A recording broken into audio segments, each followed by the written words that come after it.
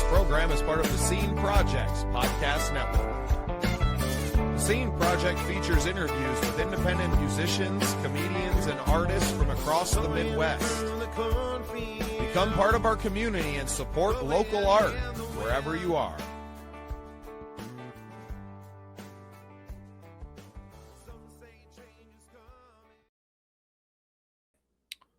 Welcome into another episode of Real Biz. I am your host, Bubba Startz, and with me today from Imagination Hypnotherapy, Annie Damato. Annie, welcome to the show. Thank you, Bubba, for having us. It is absolutely my pleasure. Introduced to you by a good mutual friend, Eric Moraine, and everything that they have done for us. And he actually did my custom guitar strap that I have on there. So a big shout out to Matthew and his family. And yeah, we miss him here in South Dakota. I bet. He's awesome. Yeah, well, fantastic. I appreciate him making the connection for us here today. And before we get too far into everything you're doing with the hypnotherapy, I would love to hear a little bit of your and your husband's backstory, how you kind of got into the field, and then we can pick it up from there. Absolutely. So my partner, Scott Blaze, was the one that introduced me actually to the hypnotherapy. He had been practicing. He's been practicing for over 10 years. And when he approached me for it, or with it, I should say, with the business side of it, I found it rather interesting. I didn't know anything about hypnotherapy, but I've always been very open and consider myself very holistically minded. So it actually, I am a big person of faith, and it was kind of dropped to me at a moment of time that I didn't know I was going to need it. I had been going through some serious health issues at the time, and kind of had plateaued where I had progressed, but not 100%. I was probably about 70% better, but there was still that 30%, and we couldn't figure out what that 30% was, what was happening, what was going on. I had brain surgery. So my prognosis, I was supposed to recover in 3 weeks. That never happened. I was ill for about 2.5 years, went through a year physical therapy and all that. And, finally, when I started receiving the hypnotherapy, oh my gosh, I tell you, that to me was really, I guess, what I was needing. So obviously, there was something there in my subconscious mind that was, blocking me being able to fully recover. So that was my first, I would say, like my first, really, not only from the business side for, helping clients, but my first sense of, wow, there's really something else to this, So from there, I partnered into the business, helping Scott grow the business. And, it was like story after story. People would come in from all different walks of life, all different challenges. And, we would see them, a lot of them coming in after trying, many different modalities, being on many different prescriptions, and still not, being able to fully engage in their communities, being able to live a fulfilling life. And I was like, oh my gosh. But really, the biggest experience for me was when my son passed away. Obviously the grief that someone goes through when they experience something as traumatic as that. I can't even put it into words, but thankfully, hypnotherapy had been part of my life. And that's when I really was like, oh my gosh, if I have been able to overcome, and there's obviously, instances of grief, but if I have been able to overcome this huge loss and have been able to overcome me being able to overcome my illness, there is something definitely here that, we need to get this out to the world. So, one thing led to another. We created a foundation through we kind of fell into our lap as well. Um, Someone came to us, a veteran that we assisted, and um, one thing led to another where, a few sessions later, he was feeling better. And we were like, oh my gosh, this is a group of people who have been struggling for many, many years, right? A lot of them have been through many different tours within when they were in service. But after service, their body it doesn't go back to the same, right? Them being able to re-engage back in the community and society, they feel like they don't belong. They don't belong after service. They don't fit anywhere. A lot of them are suffering with hypervigilance, sleep disorders, PTSD, and many of them don't feel the relief. And unfortunately, like you had previously mentioned, many resort to, there is nothing else for me to do here in this world, and they take their lives. So to us, that is very sad. But on the other end, right, it's us having this tool, this ability to being able to offer something else, something that they can help them get unstuck, right? Being able to live a more fulfilled life, help them live a more purposeful life. Um, so all those things, finding the strength within, because it's really, we don't do in hypnotherapy, right? It's not strength from the outside. We have that strength within, but the subconscious mind um, holds that. But the conscious mind is the gatekeeper. It's very easy to get stuck in those loops inside of our mind and forget the infinite power that it holds. And I think that hypnotherapy offers a very unique window into how little we know about how the mind truly works, what the human is truly capable of. And you touched on something, especially with our veterans, Operation Combating Veteran Suicide being a large part of my life now as well, that the sense of community and the sense of purpose and coming back from a unit where you are together every day with your brothers and sisters, often away from your home and your family, your wife, children, loved ones, that you form those strong bonds. And then those people are torn away from you when the tour is over, when your service is ended, and you are expected to somehow go back to a person that you will never be again. It's impossible. And I would think that for most people, you're changed just by basic training, right? Like it's not an instance of you have to have gone and done a tour and to be overseas or to be in war. You're a changed person. And for everyone in your previous life, all, be it your family members or loved ones, to expect you to not be a changed person can make you feel even more isolated and more alone inside of the world. And I think there's a lot of education, not just on the veteran side or, first responders. I think we can kind of put into that as well, that there needs to be more communication with the loved ones of these people about what the expectation should be for that person. That person is never going to be the same coming back as they were when they left. You're going to be changed by these experiences. And it's very hard for people who aren't a part of that, Right, to really understand and to respect and appreciate all of the things that our veterans, our first responders go through, and or anyone who's been through a traumatic experience such as yourself. I'm very sorry to hear about the loss of your son and a brain surgery. Either one of those things would be the most traumatic thing for anyone, and you've had to deal with both of those. Was your son's passing away before the brain surgery? No, it or was after? actually a few years after.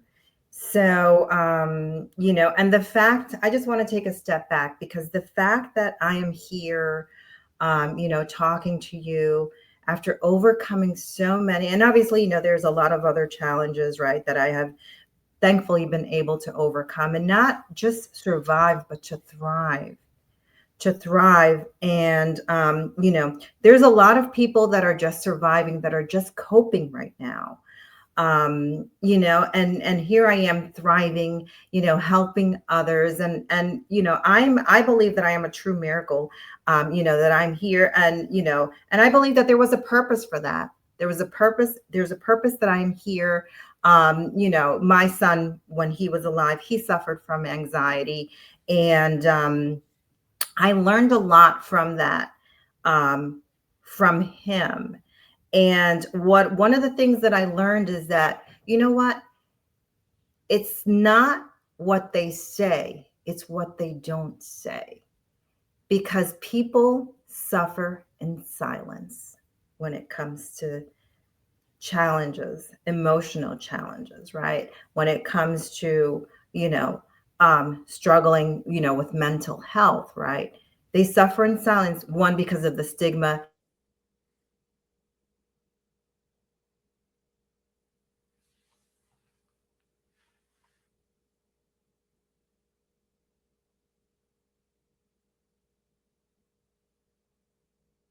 Maybe so, the way I feel with what I learned from my son is, you know, I hear you. I hear your silent cry. I hear you. And I think that silent cry is deafening, when you can understand that. And it's something that, as um, many people who have not been through those traumatic experiences, they may never know. And, you know, talking about these things can be so powerful. There's a reason that talk therapy and group therapy and these things, and sharing it, whether it's in a group or a one-to-one with someone, can be so powerful. I think because of the digital era we live in, that people are so disconnected from one another, that it Yes. exacerbates the problem as well. People don't communicate face to face. I think there's a massive communication problem, but there's some things that you would never want to tell another human being.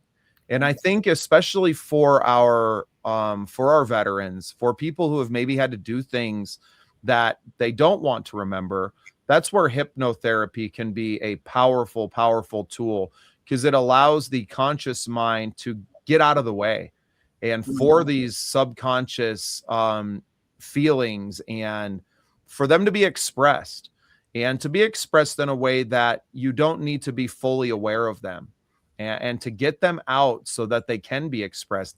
I've seen, I'm a talker, if you can't tell, Annie, and I've seen a huge benefit to myself in having this podcast, because I'm able to tell these stories that I was holding, and stories that I was telling not just to myself but to others over and over and over again, and I wasn't allowing myself to accept things and to move on. And I've seen how much my podcast has been a help to me personally, to now leave those on the tape, and to walk away from them, and to not have to tell those stories anymore. And I think that's a powerful thing unto itself. It's a reason that with our housing units we'll be building with Operation Combating Veteran Suicide, that having a podcast studio inside of each one of these units is going to be so important for veterans to communicate with other veterans that have been through, maybe not the same situations, but can understand the situations that each have been under. And things like hypnotherapy and having access to them is so important in this, this mission that we hold very dear to our hearts, to reduce the 22 veterans a day that are taking their lives, by doing something about it, by being there for them, by seeing and hearing these individuals, by sharing their stories, if it's behind closed doors or onto a podcast where it can help other people. I think that giving them a purpose to help others is so critical, because getting out of the military and ending their service to their country, they feel like their purpose is over in life. And they find it very hard to move into civilian life and to just be another face in the crowd. Absolutely, yeah. Well, you know what? When that uniform, their uniform comes off, and their call is over, right? That weight is carried home, unfortunately. And where it can start to express itself in a multitude of other things: substance abuse or physical abuse towards loved ones, emotional abuse, or the silence that we talked so much about today. Absolutely, absolutely, yeah. I mean, we develop as human beings, right? We develop these coping mechanisms and we resort to certain things, just as you said, right? Whether it be alcohol, drugs, whatever it may be, that's just a short, very brief, let me try to manage what I'm feeling, right?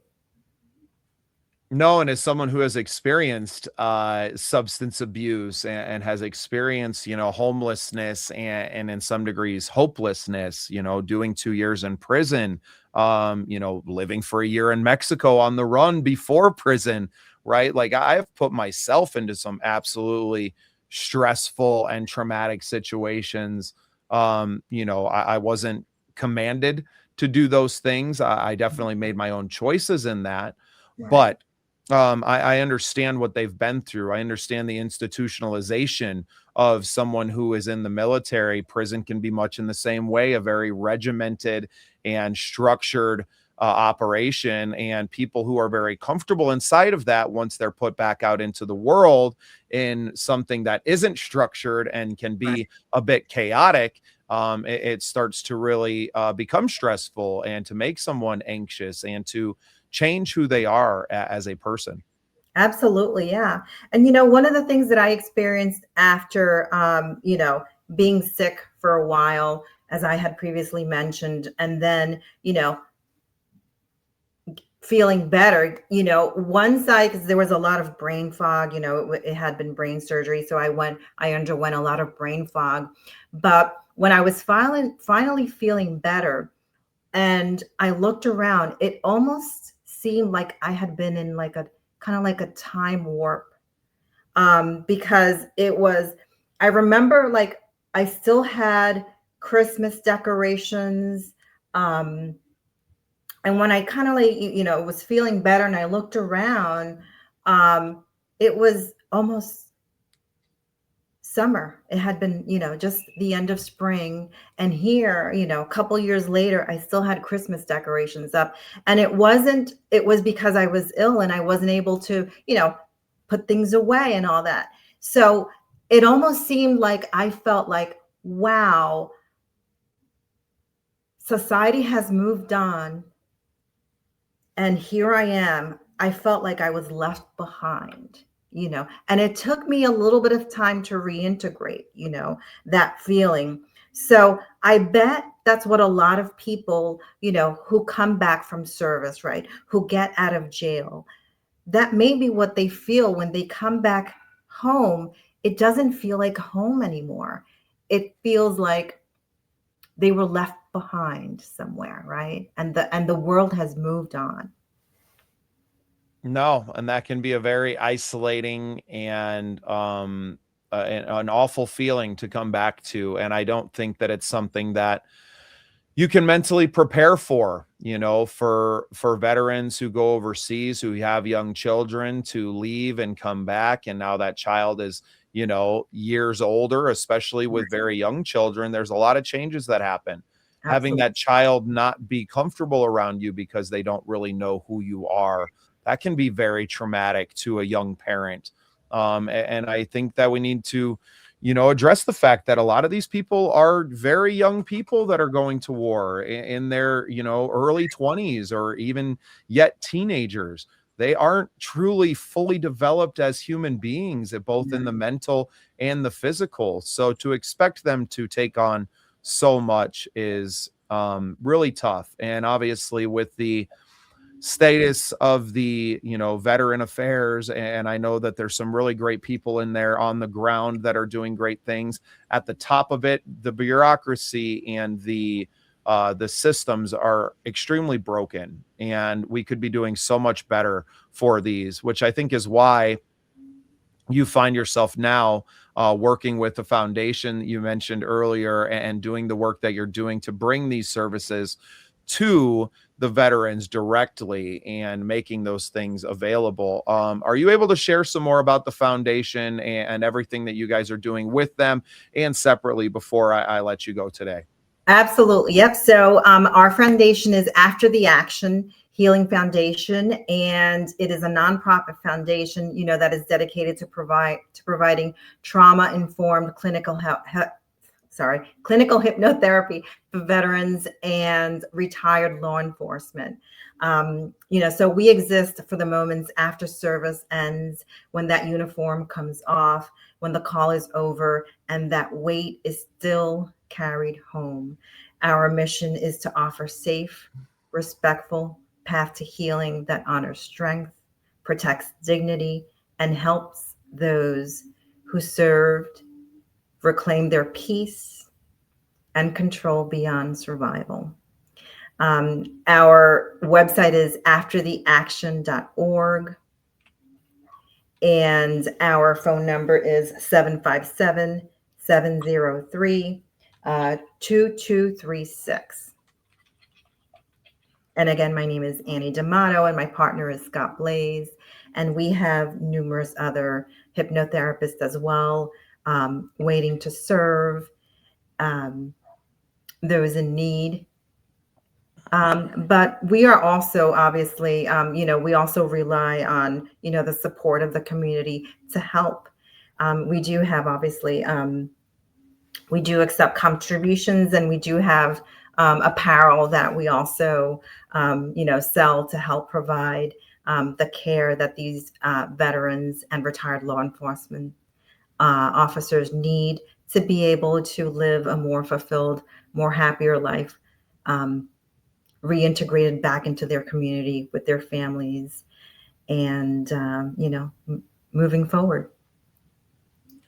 Annie, it's been absolutely wonderful to meet you today, to learn more about imagination hypnotherapy and After the Action. I hope you can stick around for a few minutes with me after the show, and we can talk some more about how we can all work together with Operation Combating Veteran Suicide and the Scene projects and After the Action to do more to help our veterans and first responders in their darkest moments and to return to the light.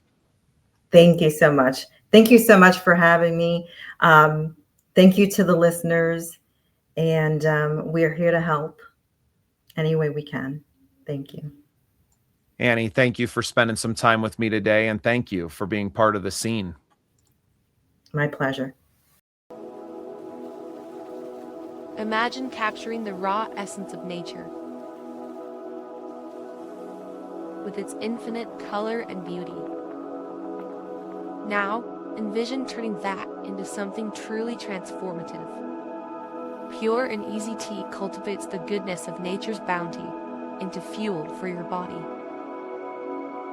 We are what we drink. Pure and easy tea, the pure nourishment your body craves.